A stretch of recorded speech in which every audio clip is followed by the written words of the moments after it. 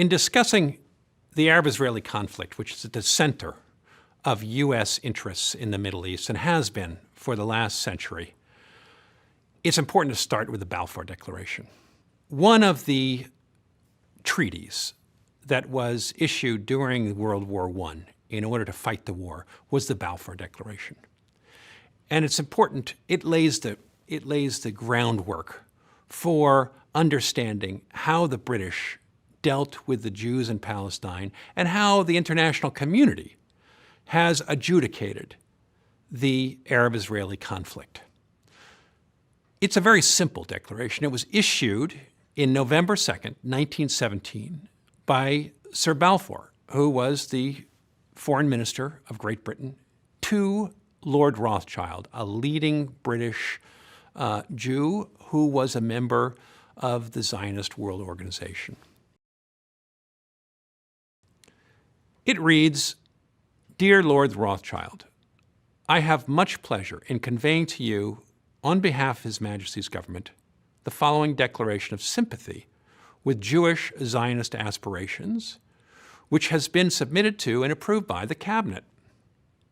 So here is the main paragraph, and it is one that is going to bedevil the legal environment of Israel and Palestine.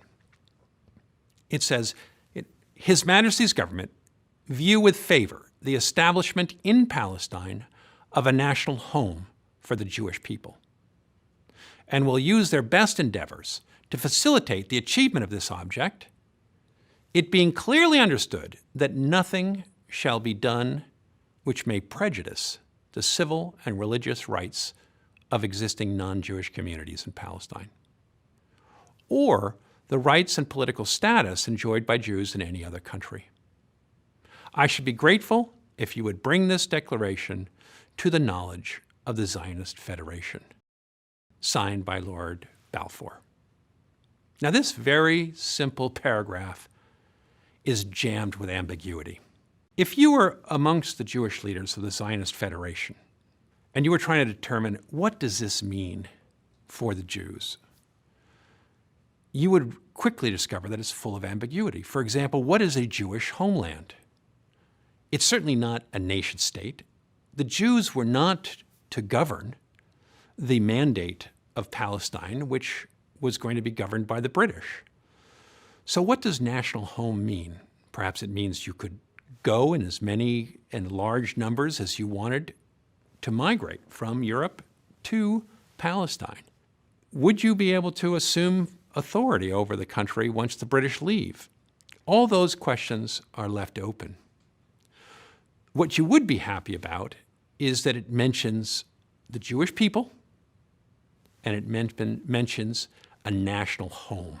So national and people are both used to describe Jews. And that is going to give the Jewish people a big leg up in the fight for legitimacy in the international community. Because if we look at how the Palestinians are referred to, in fact, we find much greater ambiguity. Because the key clause is the one that reads, "It being clearly understood that nothing shall be done which may prejudice the civil and religious rights of existing non-Jewish communities in Palestine." So how are the Arab Palestinians referred to? They're not referred to by name. They're referred to as the non-Jewish communities in Palestine.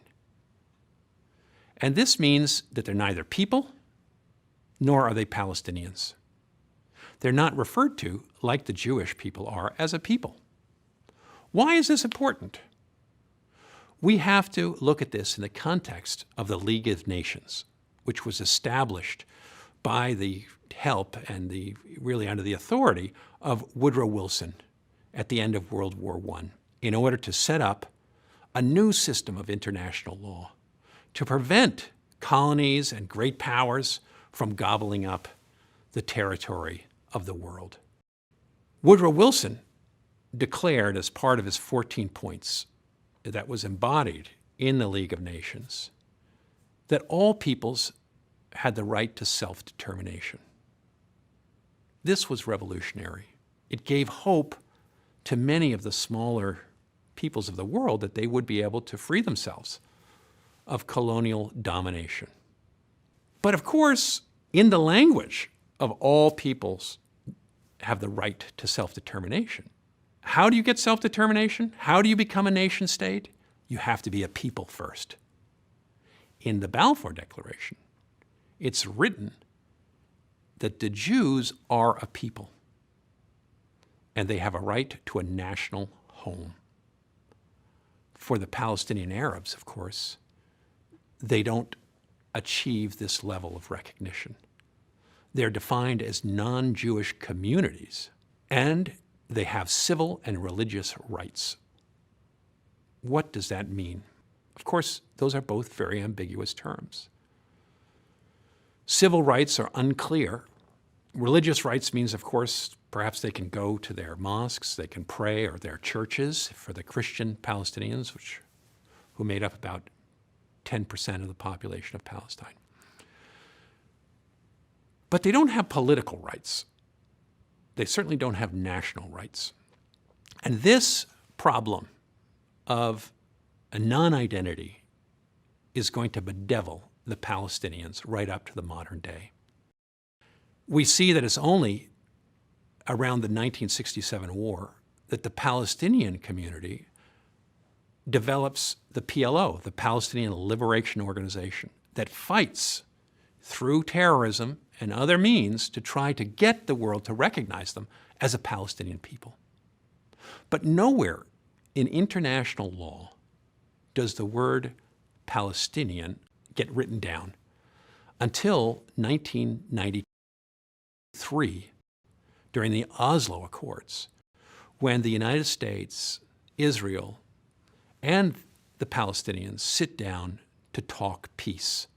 At that point, we get the first time that the Palestinians are recognized as a people. Previous to that, the Palestinian Liberation Organization was seen as a terrorist organization. It was illegal for any American official to talk to a member of the Palestinian Liberation Organization. So it takes from 1917, when the Balfour Declaration was issued, until 1993, before the Palestinians are recognized in international law as a people who deserve the right to self-determination. And even then, they haven't arrived at their object of having a nation state. The Palestinian Authority that was established after Oslo Accords in the West Bank has been struggling to get national identity. The Americans and the Israelis see the Palestinian Authority and call it the Palestinian Authority, where the Palestinians call themselves the PNA, the Palestinian National Authority. They insert that word national in there because they want to achieve national rights. The United States and Israel are holding off giving that name to them until a final peace agreement is signed between Palestinians and Israelis, at which point they will achieve their national rights. But until that day, they remain only a Palestinian people with limited rights in the West Bank. And the conflict between Palestinians and Israelis continues. Those questions of identity are all embedded in this one little paragraph. For the Jews, it offered the hope of a national home and perhaps, at the end of it, national independence. But before the Jews would achieve that, they would have to build up the institutions of a nation and finally go to war in 1948 in order to win and conquer the territory of Israel.